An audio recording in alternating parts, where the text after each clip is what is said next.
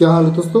आज हम class 10th का जो साइंस है यानी कि विज्ञान का एक महत्वपूर्ण क्वेश्चन लेकर आए हैं जो कि प्रतिरोध वाले चैप्टर से दिया गया है। तो इसमें क्वेश्चन में पूछा गया क्या गया था, तो उसके बारे में हम यहाँ पे आपको बता रहे हैं। ठीक है दोस्तों, तो देरी ना करते हुए स्टार्ट करते हैं। आप मुझे जानते हैं, मेरा नाम है साकेत और आप देख रहे हैं मेरे चैनल साकेत बादामैथ। चलिए शुरू करते हैं। तो क्वेश्चन क्या दे रखा है, प्रतिरोध के समांतर संयोजन के किन्हीं दो लाभों का उल्लेख कीजिए।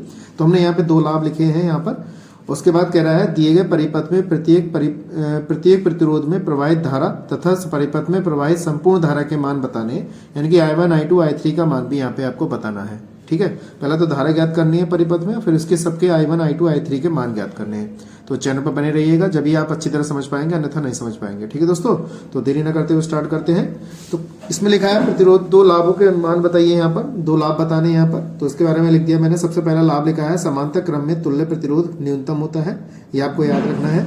प्रत्येक प्रतिरोध के सिरों के बीच विभवांतर समान होता है। प्रत्येक प्रतिरोध के सिरों के बीच विभवांतर कैसा होता है, समान होता है। तो हमने ये लिखा है। सबसे पहले हमें क्या क्या चीज दे रखी है उसके बारे में यहाँ पे देखना है। तो चित्र हमारा ये दे रखा है, यहाँ पर चित्र दे रखा है। यहाँ पे ये A फॉर एम्पियर है, इसमें मतलब अमीटर की धारा बह रही है यहाँ पर। तो यहाँ पे ये I जो धारा है यहाँ से इस परिपथ में गई है, तो I1 I2 I3। तो अगर देखा जाए तो हमारा ये समांतर क्रम है, श्रेणी क्रम नहीं है। तो समांतर क्रम को हम क्या करेंगे, फिर उसमें जब समांतर क्रम में ही आ जाएगा। ठीक है दोस्तों, यहाँ से समांतर क्रम से निकाल के जब श्रेणी क्रम में धारा बहने लगेगी, उसका हमें क्या करना है, I का मान ज्ञात करना है। जबकि हमारे पास कितना दे रखा है, विभवांतर जो दे रखा है 8 वोल्ट दे रखा है। तो हमें कैसे निकालना है, सबसे पहले जो जो चीज दे रखी है उस चीज को लिख लेते हैं। तो देखिए, अगर यहाँ पे देखा जाए तो हमारे पास यहाँ पर इस वाले तार में जो धारा बह रही है कितनी है, I1 है। और यहाँ पे जो प्रतिरोध है कितना है, तो R1 को मैंने लिख दिया 8 ओम। यहाँ पे 8 ओम दे रखा है। I2, यहाँ पे I2 धारा बह रही है इस वाले परिपथ में, तो R2 कितना प्रतिरोध होगा यहाँ पे, तो यहाँ पे 12 ओम दे रखा है।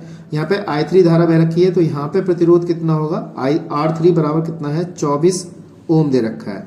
तो ये चीज दे रखी है, ये हमारे समांतर क्रम में है। तो इसको हम सबसे पहले सॉल्व करते हैं, वीडियो पे बने रहिएगा। ठीक है, तो हमने क्या किया, जो जो चीज दे रखी है उसको लिखते हैं। तो R1 का मान हमारे पास कितना दिया है, 8 ओम दिया है। R2 का मान हमारे पास दिया है 12 ओम। और R3 का मान हमारे पास कितना दिया है, यहाँ पे 24 ओम दिया हुआ है। तो I1 I2 I3 के मान ज्ञात करा रहा। तो ये हमारा कौन से क्रम में है, ये है हमारा समांतर क्रम में है। तो समांतर क्रम की जो धारा का सूत्र होता है 1/R बराबर 1/R1 plus 1/R2 plus 1/R3 होता है। ठीक है, तो यहाँ पर हमने इसको लिखा। तो 1/R बराबर R1 का मान हमारे पास कितना 8 है, R2 का मान हमारे पास कितना 12 है, और R3 का मान हमारे पास कितना है, 24 है। ठीक है दोस्तों, बस इसको सॉल्व करते हैं। तो एलसीएम कितना आ जाएगा इसमें, तो एलसीएम हमारा आ जाएगा यहाँ पर 24। कितना एलसीएम आ जाएगा यहाँ पर 24। तो अगर आप चाहें तो मैं आपको यहाँ पे निकाल के दिखा देता हूँ एलसीएम कितना। देखिए दोस्त, सबसे पहले छोटी संख्या से काटना शुरू करते हैं। वैसे मैं डायरेक्ट 8 से काट सकता था, लेकिन नहीं काटा, मैंने 2 से काट रहा हूँ। तो यहाँ पे 2 चौक 8, 2 छंग 12, और ये 12 बार गया। फिर 2 से काटा मैंने, 2 दूनी 4, 2 तिये 6, और 2 छंग 12। फिर 2 से काटा, 2 कम 2, ये नहीं कटेगा तो ऐसे उतार लेंगे, 2 तिये 6, फिर 3 से उतार लेंगे। हम जब तक काटते हैं जब तक कि हमारा 1 1 ना आ जाए। तो 2 दूनी 4, 4 दूनी 8, 8 तिया 24। तो 24 हमारा यहाँ पर लासा आ गया। अब यहाँ पे 8 तिया 24, तो यहाँ 3 बचेगा। 12 दूनी 24, यहाँ पे 2 बचेगा। 24 से 24 कट गया तो 1 बचेगा। तो 1/R बराबर हमारे पास क्या बचा, 1/R बराबर ये हम सबको ऐड कर लेंगे। तो यहाँ पे 6 हो गया बटे में 24। तो 6 कम 6, 6 चौक 24। तो 1/R बराबर 1/4। इस तरीके से मैंने लिखा। तो R बराबर अगर देखें तो 4 ओम प्रतिरोध आ गया। अभी हमारी जो प्रतिरोध है ये श्रेणी क्रम में आ गया।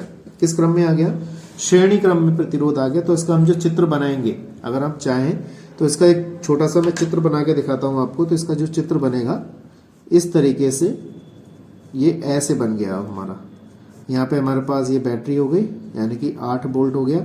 जो प्रतिरोध हमारा ये 4 ओम निकल के आया वो यहाँ पर आ गया, यानी कि 4 ओम प्रतिरोध आ गया।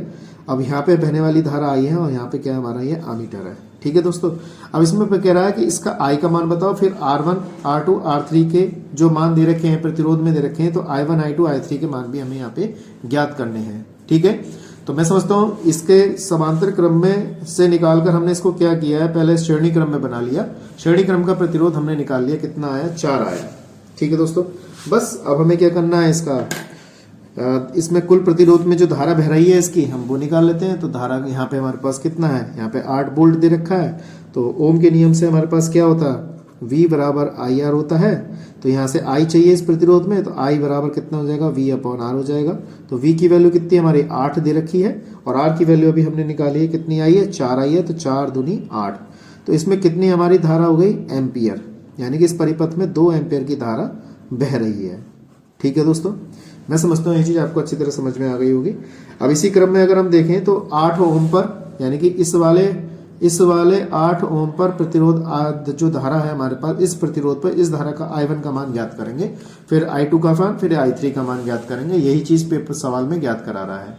ठीक है, तो कैसे करते हैं, सबसे पहले हम निकालते हैं यहाँ पर I1 का मान कितना हो जाएगा 8 ओम के लिए, तो V अपॉन कितना R1 मान लीजिए।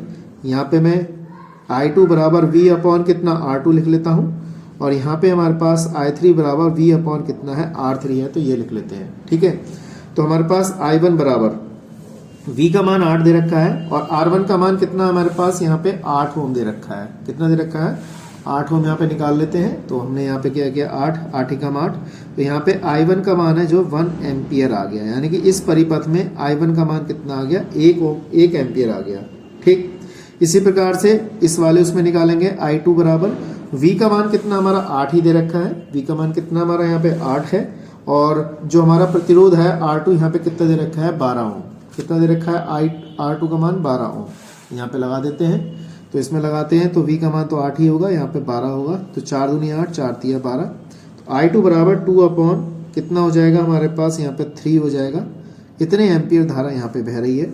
इसी क्रम में I3 निकालते हैं, तो I3 में हमारा जो विभवांतर तो वो 8 ओम ही है, और जो विभवांतर तो हमारे पास कितना हो गया, 8 ओम हो गया, 8 वोल्ट सॉरी, और धारा जो बहेगी हमारे पास 24 ओम होगी। तो यहाँ पे इसको लिख देंगे, तो V का मान तो 8 ही रहेगा, और प्रतिरोध जो है हमारे पास कितना है, यहाँ पे 24 है, तो 8 एकम 8, 8 तिया 24, I3 बराबर 1/3 एम्पियर।